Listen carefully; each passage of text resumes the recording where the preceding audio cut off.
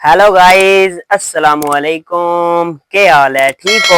उम्मीद करता हूँ कि आप खैरियत से होंगे। ठीक है, स्वागत है हमारे यूट्यूब चैनल पर। जैसा कि आपको पता है कि मैं पहले व्लॉगिंग करता था, अब कुछ टाइम के मुताबिक, कुछ लाइव के टाइम के मुताबिक काम में मसरूफ़ हो गया हूँ। मतलब इतना टाइम ही नहीं लगता कि यूट्यूब ते आ जाइए व्लॉगिंग कर लीजिए। ठीक है, कोई इम्तिहानात दे मुताबिक ही कोनी व्लॉगिंग की थी ते हुन इंशाल्लाह ताला इम्तिहान 10वीं दे देते ना ते बाकी असा व्लॉगिंग शुरू करनी है। अपना शान बिरा ते मैं ठीक है ना टाइम जाया कीते असा अपने व्लॉग देर चलने जेड़ा तुहानू विखावना है।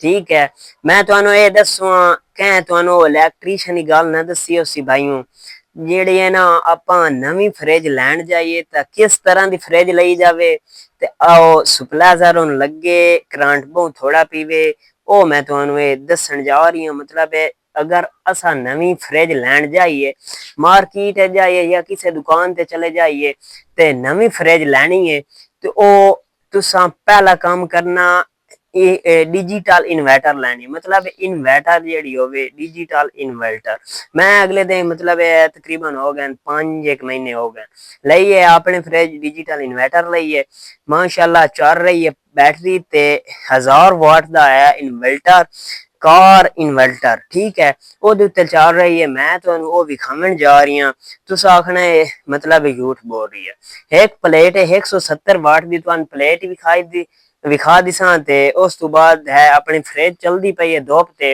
हुण है ना धुप गर्मी दा सीजन आ गया ते हुण असा अपनी फ्रिज उसे दे मुताबिक चलावनी है। ठीक है, चलो बिना टाइम जाया कीते तुहानू विखाइना जिस तरह की फ्रिज लैनी है जिस तरह का मतलब है सारा टेक्निकल तरीका है वही तुहानू दसन लगे हैं। ठीक है, चैनल ते अगर भाई नवे हो चैनल नू सबसक्राइब कर लियो, घंटी वाले निशान नू दबावना ना भूलो। ठीक है, आ वेख लियो तुसा अपनी 170 वाट की प्लेट पई है धुप ते पई है इस टाइम फ्रिज मतलब है चालू असा आप जाते हुन करनी है तुआडे मुंह ते जिस तरह वीडियो बन रही है 170 वाट प्लेट है और सफेद कलर की तार जा रही है अंदर इन्वर्टर विच। ठीक है, मैं तुहानू विखा देना आ अपना मकान है। ठीक है, इत्थे आ सारा सिस्टम अपन लाया होया कार इन्वर्टर है 1000 वाट का है तकरीबन कार इन्वर्टर। ठीक है, यह है छोटा मतलब एक वड्डा ही हुंदा ते अपनी बैटरी है 40 एम्पेयर की बैटरी तुसा जेहड़ी चॉइस करनी है मतलब है तुसा कर सकते हो। ये 40 एम्पेयर की बैटरी है तुहानू एम्पेयर विखा दिते जांदे ने इत्थे एम्पेयर खलेन आ वेख लियो। ठीक है, 40 एम्पेयर की बैटरी है 9 प्लेटी। ठीक है, तुस 50 एम्पेयर की चॉइस कर सकते हो ते बाकी हुण आपां चालू करदे पे हां तुआडे मुंह ते रियल है कोई झूठ ही नहीं।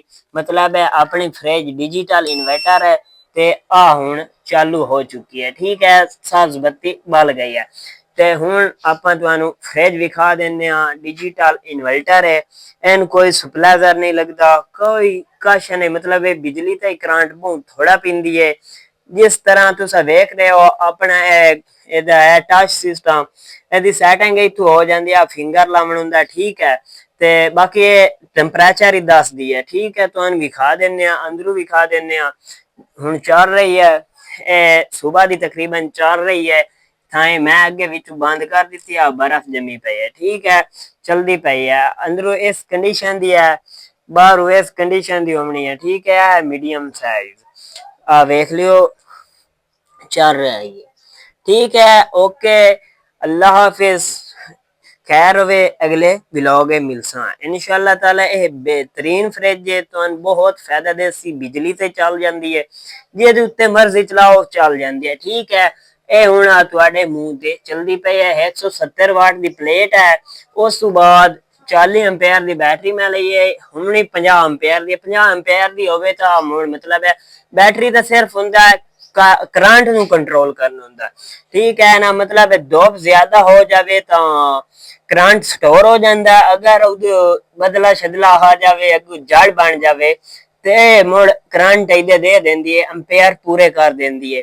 बैटरी ਤਾਂ ਚੁਆਇਸ ਸਕਰੀਨ ਦੀ ਹੈ बैटरी, ਨਹੀਂ ਤਾਂ ਤੁਸੀਂ ਮਗਰੋਂ ਇਹਦੇ ਉੱਤੇ ਡਾਇਰੈਕਟ ਸਪਲਾਈ ਲਾ ਸਕਦੇ ਹੋ ਪਲੇਟ ਦੀ ਤੇ ਚੱਲ ਸਕਦੀ ਹੈ। ਠੀਕ ਹੈ, ओके खुदा हाफिज़। अगर वीडियो अच्छी लगी हो तो वीडियो नु सेव कर लेना, शेयर कर देना। ठीक है, अगर किसी भाई नु और किसी गल दी मतलब समझ ना आई हो वो कमेंट करते पूछ सकता। ठीक है, ओके खुदा हाफिज़।